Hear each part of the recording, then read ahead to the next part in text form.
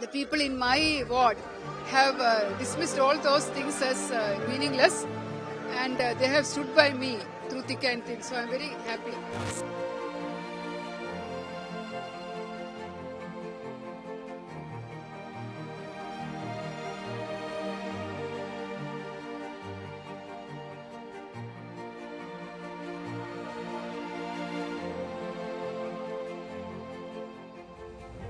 केरल की राजधानी तिरुवनंतपुरम में नगर निगम चुनाव ने राज्य की राजनीति में बड़ा मोड़ ला दिया है।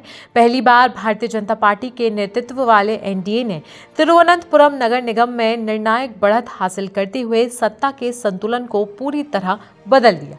लंबे समय से वाम दलों का गढ़ माने जाने वाले इस शहर में बीजेपी का उभार केरल की राजनीति के लिए ऐतिहासिक माना जा रहा। इस राजनीतिक बदलाव का सबसे बड़ा और प्रतीकात्मक चेहरा बनी है केरल की पहली महिला डीजीपी रही आर श्रीलेखा, जिन्होंने बीजेपी उम्मीदवार के तौर पर साइस्थमंगलम वार्ड से जीत दर्ज की। उन्होंने सीपीआईएम की युवा उम्मीदवार अमृता को हराकर राजनीतिक हलकों में हलचल मचा दी है। श्रीलेखा की जीत को बीजेपी तिरुवनंतपुरम में वामपंथी सीपीआईएम के नेतृत्व वाले लेफ्ट फ्रंट को सत्ता से बाहर करने की दिशा में एक मजबूत और प्रतीकात्मक कदम मान रही है। इस चुनाव में 100 वार्डों वाली नगर निगम में एनडीए बहुमत के बेहद करीब पहुंच गया है, जबकि सत्तारूढ़ लेफ्ट फ्रंट और कांग्रेस के नेतृत्व वाला यूडीएफ पीछे रह गए हैं।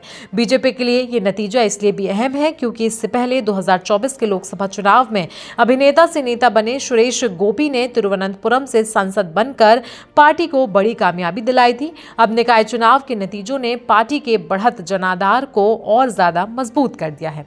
आइए जानते हैं आखिरकार कौन है R Sreelekha. R Sreelekha Kerala cadre की 1987 बैच की पहली महिला आईपीएस अधिकारी हैं। उन्होंने अपने लंबे और प्रतिष्ठित करियर में एडीजीपी और डीजीपी जैसे शीर्ष पदों पर काम किया। वे केरल की पहली महिला डीजीपी के साथ साथ अग्निमिशन सेवा की भी पहली महिला डीजीपी रह चुकी हैं। पुलिस सेवा में रहते हुए उन्होंने सड़क सुरक्षा, ई गवर्नेंस और जांच प्रणाली में सुधार जैसे कई अहम काम किए।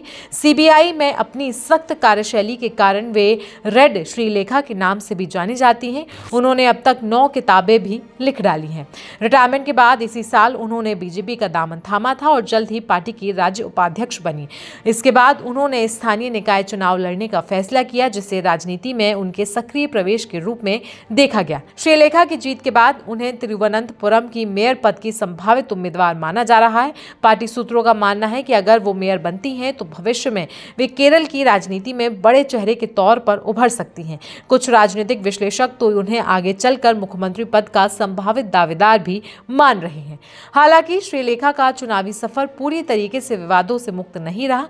मतदान के दिन 9 दिसंबर को उन्होंने सोशल मीडिया पर एक कथित प्री पोल सर्वे साझा किया था, जिसमें तिरुवनंतपुरम नगर निगम में भाजपा के नेतृत्व वाले एनडीए को बढ़त दिखाए जाने का दावा किया गया था। इस पर विपक्षी दलों ने कड़ा विरोध जताया था। केरल के शिक्षा मंत्री वी शिवनकुट्टी ने इसे आदर्श आचार संहिता का उल्लंघन बताया था और कहा था कि मतदान के दिन ऐसे सर्वे साझा करना चुनाव आयोग के नियमों के खिलाफ है। विवाद बढ़ने के बाद श्रीलेखा ने वो पोस्ट अपने सोशल मीडिया अकाउंट से तुरंत ही डिलीट कर दिया था। देखा जाए तो पिछले नगर निगम में लेफ्ट फ्रंट के पास 51 सीटें थी, जबकि बीजेपी के नेतृत्व वाले एनडीए के पास सिर्फ 35 थी। इस बार नतीजे ने इस समीकरण को पूरी तरीके से पलट दिया है। बीजेपी की बढ़ती ताकत और श्रीलेखा जैसे मजबूत छवि वाले नेता की जीत ने केरल की शहरी राजनीति में नया अध्याय शुरू कर दिया है। कुल मिलाकर देखा जाए तो तिरुवनंतपुरम नगर निगम चुनाव ने साफ कर दिया है कि केरल में बीजेपी अब सिर्फ बाहरी ताकत नहीं रही, बल्कि सत्ता की दावेदार बनकर उभर रही है।